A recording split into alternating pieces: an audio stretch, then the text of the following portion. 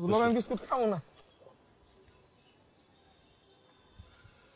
ও যা যা খাইব সব বিল আমি দিব। না দুলা ভাই আপনার বিল দিতে হবো না, বউ আমার টাকা দিছে তো। কত টাকা দিছে? 40 টাকা। 40 টাকা? টাকার বারে মানি ব্যাগ এত মোটা হয়ে গেছে পকেট থেকে বেরিতেছে না। ধর।